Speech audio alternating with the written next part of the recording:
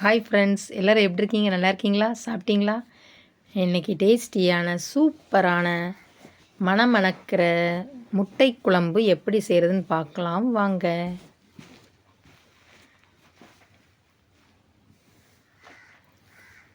சின்ன மிக்ஸி ஜாரில் 3 சில் தேங்காய், தேவையான அளவு சின்ன வெங்காயம் சேர்த்து தண்ணி ஊற்றி நல்லா மையாக அரைச்சிக்கோங்க. தேவையான பொருட்களை ரெடி பண்ணி வச்சுக்கோங்க. வானொலி நல்லா சூடானதுக்கப்புறம் தேவையான அளவு எண்ணெய் சேர்த்துக்கோங்க.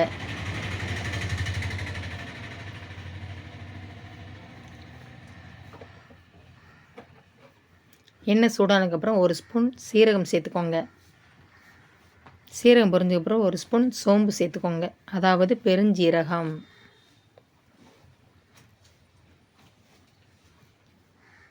ரெண்டு பல்லாரி பொடிசாக வெட்டி வச்சு அதையும் சேர்த்துக்கோங்க, அதாவது பெரிய வெங்காயம்.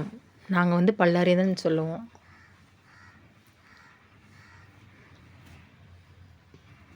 தேவையான அளவு சின்ன வெங்காயம் பொடிசாக கட் பண்ணி அதையும் சேர்த்துக்கோங்க.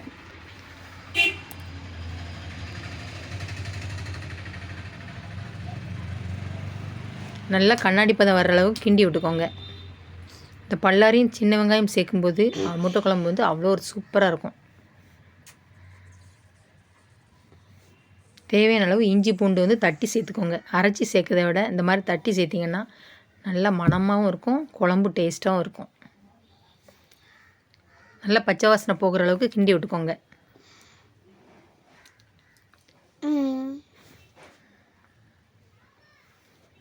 ரெண்டு தக்காளி பொடிசாக கட் பண்ணி அதையும் சேர்த்துக்கோங்க. நல்லா மசிகிற அளவுக்கு கிண்டி விட்டுக்கோங்க.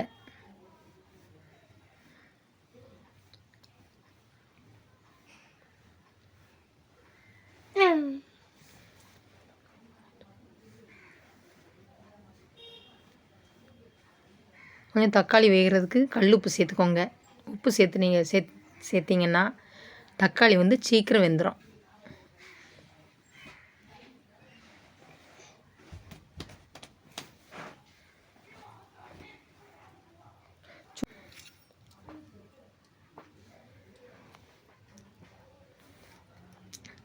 ஒரு சின்ன பச்சை மிளகாய் சேர்த்துக்கோங்க.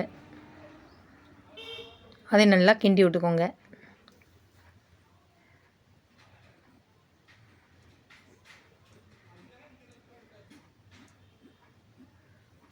கொஞ்சம் மல்லியிலை சேர்த்துக்கோங்க. அதை நல்லா கிண்டி விட்டுக்கோங்க.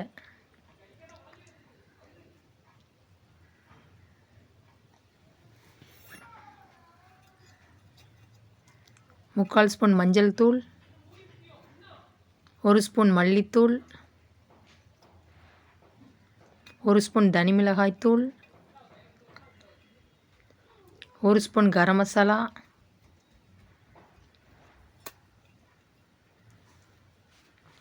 2 ஸ்பூன் குழம்பு மிளகாய் தூள்,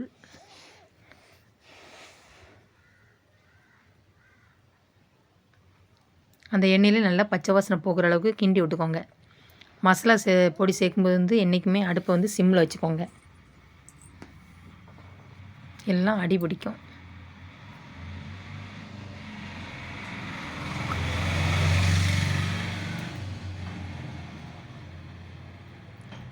கொஞ்சம் தண்ணி சேர்த்து நல்லா கிண்டி விட்டுக்கோங்க.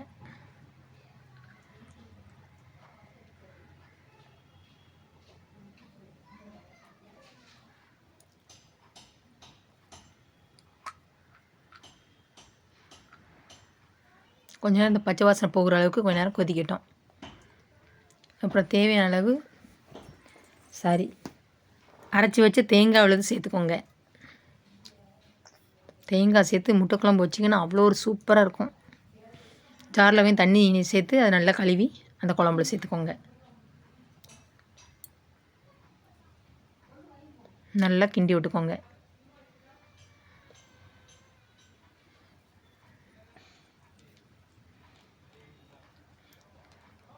தேவையான அளவு தண்ணி சேர்த்துக்கோங்க. உங்களுக்கு குழம்பு அதிகமாக வேணுன்னா நிறைய சேர்த்துக்கோங்க, இல்லை கொஞ்சம் கம்மியாக வேணுன்னா கொஞ்சம் அதுக்கேற்றாப்படி சேர்த்துக்கோங்க.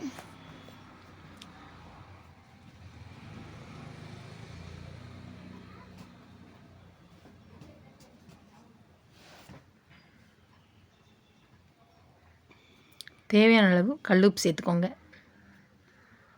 உப்பு சேர்த்துட்டு நல்லா கிண்டி விட்டுக்கோங்க.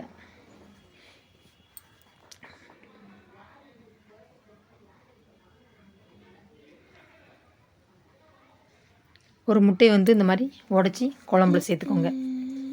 இப்படி சேர்க்கும்போது அவ்வளோ ஒரு சூப்பராக இருக்கும். குழம்பு பார்க்கறதுக்கே எப்பண்டா சாப்பிடுவோன்னு இருக்கும். சேர்த்துட்டு நல்லா கிண்டி விட்டுக்கோங்க.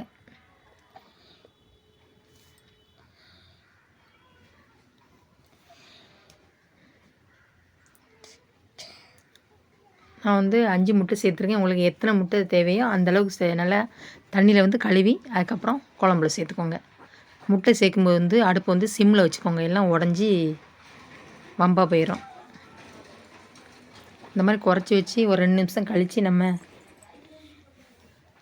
அவிய போட்டு அதுக்கப்புறம் கிண்டி விட்டோம்னா முட்டை உடையாது.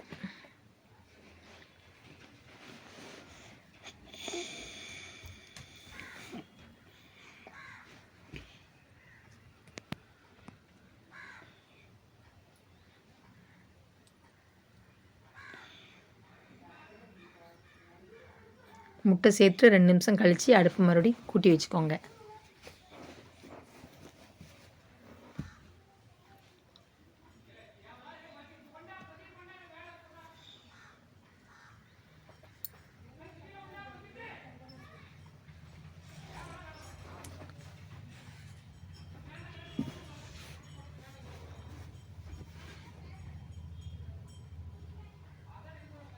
ஒரு 2 நிமிஷம் கழித்து இந்த மாதிரி லைட்டாக கிண்டி விட்டுக்கோங்க.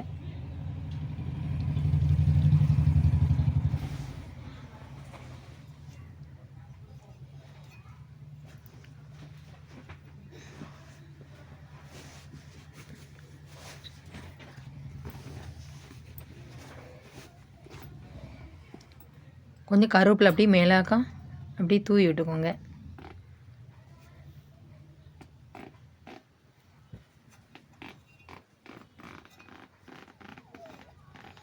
மல்லி இலையும் கொஞ்சம் மேலாக்க அப்படி தூவி விட்டுக்கோங்க. எண்ணெய் பிரிஞ்சு வந்ததுக்கப்புறம் குழம்பு ரெடி ஆயிட்டு. அதுவும் முட்டை குழம்பு ரெடி ஆயிட்டு. முட்டை குழம்பு லைட்டாக அந்த மாதிரி மல்லி இலையும் கருவேப்பிலை சேர்த்துட்டு லைட்டாக கிண்டி விட்டுக்கோங்க.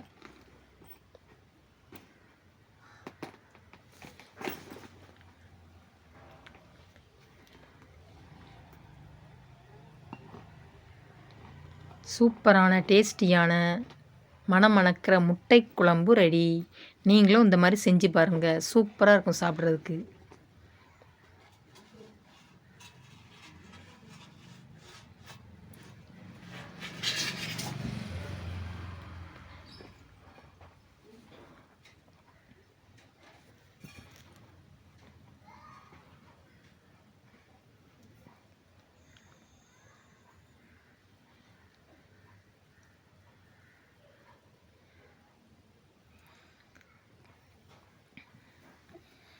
இது சுட சுட சாதத்துக்கு, இட்லிக்கு, தோசைக்கு, பூரிக்கு, சப்பாத்திக்கு ஊற்றி சாப்பிட்டிங்கன்னா அவ்வளோ ஒரு சூப்பராக இருக்கும்.